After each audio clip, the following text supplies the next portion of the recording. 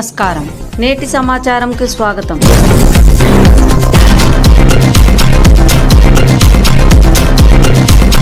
ముఖ్యంగా విశాఖపట్నం ప్రజలకి ఒక అప్పీల్ ఏంటంటే ఈరోజు మన విశాఖపట్నానికి దక్కుతున్న గౌరవంగా మనందరం కూడా భావించుకోవాల్సిన అవసరం ఉంది. జూన్ 21 ప్రపంచం మొత్తం విశాఖపట్నం వైపు చూస్తుంది.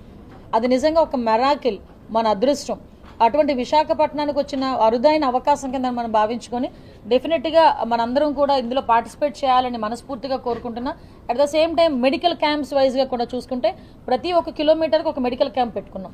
అవే కాకుండా ఇంచుమించు 200 పైగా అంబులెన్సెస్ని కూడా రెడీ చేసుకున్నాం. అవి కూడా కాకుండా ఒక 10 బెడెడ్ హాస్పిటల్స్ టైప్లో ఒక 3 ప్లేసెస్లో 10 బెడెడ్ హాస్పిటల్స్ కూడా రెడీ చేసుకున్నాం. ఒకవేళ వర్షం పడితే ఇన్ కేస్ ప్రధానమంత్రి గారు యోగా చేసేయడానికి ఇబ్బంది లేకుండా ఆల్రెడీ ఏయూ గ్రౌండ్స్లో కూడా ఏర్పాట్లు కూడా చేయడం జరిగింది. ఆల్టర్నేటివ్ ఏర్పాట్లు కూడా అక్కడ కూడా చేయడం జరిగింది. ఓవరాల్గా అన్ని విషయాల్లోని కూడా మేము చర్యలు తీసుకుంటున్నాం. నెక్స్ట్ ఇంకొక విషయం ఏంటంటే చాలామంది లేడీస్ కూడా ఇందులో ఇన్వాల్వ్ అవుతున్నారు కాబట్టి వాళ్ళకి టాయిలెట్స్ విషయంలో ఎక్కడ కూడా ప్రాబ్లం రాకూడదు అని మొన్నటి వరకు అయితే 1400 టాయిలెట్స్ దగ్గర 1500 టాయిలెట్స్ అనుకున్నాం. కానీ నిన్న గౌరవ ముఖ్యమంత్రి గారు వచ్చిన తర్వాత ప్రతి కంపార్ట్మెంట్కి 10 టాయిలెట్స్ ఉండాలని ఆయన ఆదేశాలు ఇచ్చారు.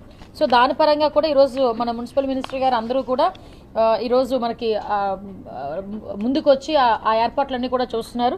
నెక్స్ట్ మనకి ట్రైబల్ దగ్గర నుంచి అదేవిధంగా ఏయూలోని ట్రైబల్ దగ్గర నుంచి మనకు వచ్చే పిల్లలు అంటే ఏఎస్ఆర్ జిల్లాల నుంచి వచ్చే పిల్లలు ఎస్పెషల్లీ సూర్య నమస్కారం చేయడంలో వాళ్ళందరూ నిష్ణాతులు. ఆల్రెడీ వరల్డ్ రికార్డ్ కూడా ఉంది.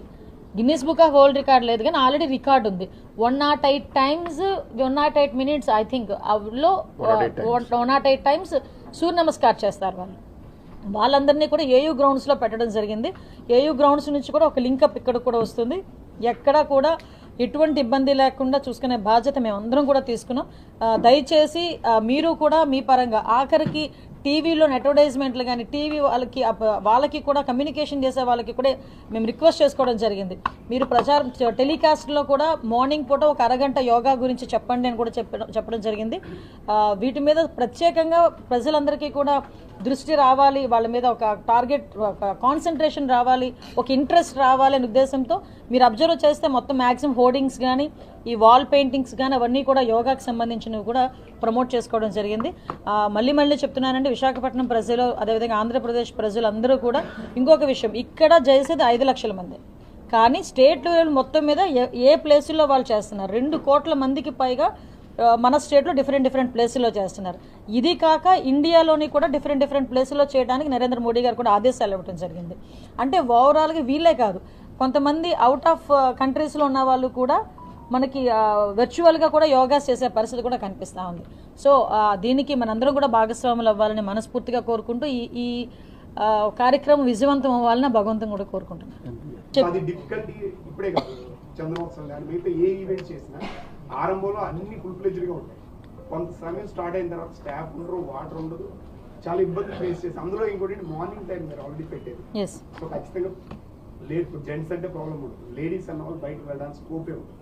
సో కంపార్ట్మెంట్ మీరు 10 పెట్టినా కూడా సరిపోకపోవచ్చు.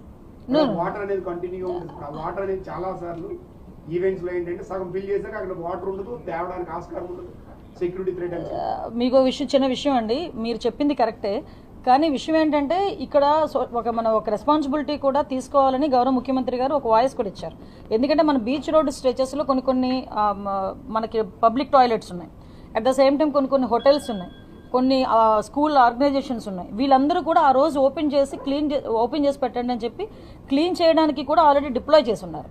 అదొకటి మనం తీసుకుంటాం. అట్ ద సేమ్ టైం ఈ బయో టాయిలెట్స్ ఏదైతే ఉన్నాయో మీరు చెప్పిన ఇన్ఫర్మేషన్ ఏదైతే ఉందో అది కూడా మేము ఒకసారి క్రాస్ చెక్ చేసుకుంటాం. డెఫినెట్గా అక్కడ కంపల్సరీగా వాటర్ వెంటనే ఫిల్ చేయడానికి వాటర్ ట్యాంకర్స్ని కూడా రెడీ చేసుకోమని చెప్తాం. మీరు తీసుకుని పరిగణలోకి తీసుకుంటాం మీరు చెప్పింది కూడా. ఎస్, ట్రాఫిక్కి సంబంధించి ఇప్పుడు 75 ప్లేసెస్లో మేము ఈరోజు పార్కింగ్ ప్లేసెస్ కూడా పెట్టుకున్నామండి. ఈ 75 ప్లేసెస్లో ఏ వెహికల్ ఎటువైపు నుంచి ఎన్ని వస్తాయి అన్నది కూడా మ్యాపింగ్ చేసుకోవడం అయింది.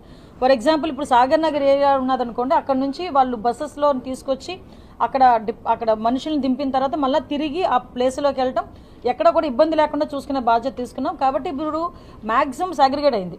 అంటే ఎటువైపు నుంచి వచ్చిన వెహికల్స్ అటువైపునే ఉంటాయి, అక్కడ నుంచి మళ్ళీ బ్యాక్ వెళ్ళిపోతాయి. కాబట్టి ట్రాఫిక్ ఇష్యూ రాదు. ఎట్టి పరిస్థితుల్లోని కార్యక్రమం అయిపోయిన తర్వాత విత్ ఇన్ ½ an hourలో ట్రాఫిక్ అంతా క్లియర్ అయిపోతుంది. ఆ రకంగా మేము పక్కా ప్రణాళికతో ఉన్నాం. కాబట్టి చాలా మంది ఇప్పుడు అంటే విజయనగరం కానీ శ్రీకాకుళం ఒకటే వేరు అంటే వచ్చేది అందరికీ బయలుదేరే కాదండి, ఇది లొకేషన్ సింగిల్ లొకేషన్ కాదుగా, ఒక 30 కిలోమీటర్ స్ట్రెచ్, దానికి మల్టిపుల్ రోడ్ లోపలికి వెళ్తారు. సిటీలోకి వచ్చాక no problem sir, you can parking everything, but start అయ్యేది as the same timing. So దాన్ని కోఆర్డినేట్ అంటే మనకి ఇందులోనే కాదమ్మా, రెగ్యులర్ ట్రాఫిక్ ఉండదుగా, ఎర్లీ మార్నింగ్ రెగ్యులర్ ట్రాఫిక్ ఉండదు. అంటే హైవేలో హెవీగా కాదు మీరు ఒకసారి మళ్ళీ గమనించండి, మనం పొద్దున్న 2:33కి బయలుదేరినప్పుడు రెగ్యులర్ సిటీ ట్రాఫిక్ అనేది 0, ఓన్లీ ఈవెంట్కి వచ్చే ట్రాఫికే ఉంటుంది. రెగ్యులర్ ట్రాఫిక్ యాక్చువల్గా మీరు వెయిట్ నాయుడు గారు, night time is too much, double triple ఉంటుంది. మనం నేషనల్ నాయుడు నాకు అర్థమైంది విషయం ఏంటంటే కాదు దాంట్లో అవుట్ ఆఫ్ 5 lakhs కాదండి, 5 lakhs లో 3 లక్షలకి పైగా సిటీ నుంచే వస్తున్నారు. నేషనల్ హైవే ఎక్కే పరిస్థితే లేదు. మీరు అనేది ఎప్పుడు విజయనగరం అనకాపల్లి నుంచి వచ్చేది 50,000 75,000 అనేది అది నేషనల్ హైవే నుంచి వస్తుంది తప్ప, మిగతా వాళ్ళందరూ they're coming through the city. So national హైవేలో ట్రాఫిక్ ఉంటుంది నైట్ టైం అనేది, that point does not arise. అసలు ఎక్కడ ప్రాబ్లం రాదమ్మా. మెయిన్ ఏంటంటే నిన్న సీఎం గారి దృష్టికి ఒక గౌరవ ఎమ్మెల్యే గారు కూడా దీన్ని దృష్టిలోకి తీసుకొచ్చారు, మన బండా సత్యనారాయణ గారు అనుకుంటా, ఐ థింక్ సో. ఈ లారీలు అది కొంచెం ఆ రోజు హెవీ వెహికల్స్ ని కొంచెం మనం కంట్రోల్ చేయాల్సిన బాధ్యత ఉంది అని అంటే రోడ్ సేఫ్టీ డిపార్ట్మెంట్ వాళ్ళకి, రోడ్ ట్రాన్స్పోర్ట్ డిపార్ట్మెంట్ వాళ్ళకి ఆల్రెడీ ఆదేశాలు ఇవ్వడం జరిగింది. దాన్ని కోఆర్డినేట్ చేసుకుని ట్రాఫిక్ ప్రాబ్లం రాకుండా చూసుకోమని చెప్పి ఆల్రెడీ సీఎం గారు ఆదేశాలు ఇచ్చారు. దాని మీద ఆల్రెడీ వర్కౌట్ చేస్తున్నారు. రోడ్ ట్రాన్స్పోర్ట్ డిపార్ట్మెంట్ వాళ్ళకి ఆల్రెడీ ఆదేశాలు ఇవ్వడం జరిగింది. దాన్ని కోఆర్డినేట్ చేసుకుని ట్రాఫిక్ ప్రాబ్లం రాకుండా చూసుకోమని చెప్పి ఆల్రెడీ సీఎం గారు ఆదేశాలు ఇచ్చారు. దాని మీద ఆల్రెడీ వర్కౌట్ చేస్తున్నారు. So no issue. మనందరికీ తెలుసు ఈరోజు విశాఖపట్నం తాలూకా గౌరవం కింద భావించాలి. ఎందుకంటే 11వ యోగా డేని, ఇంటర్నేషనల్ యోగా డేని నా గౌరవ ప్రధానమంత్రిగా నరేంద్ర మోడీ గారు భారతదేశంలోని, మన ఆంధ్రప్రదేశ్ రాష్ట్రంలోని, ఎస్పెషల్లీ విశాఖపట్నంలోని చేయడానికి ఈరోజు శ్రీకారం చుట్టడం నిజంగా విశాఖపట్నం ప్రజల అదృష్టం కింద భావించాలి.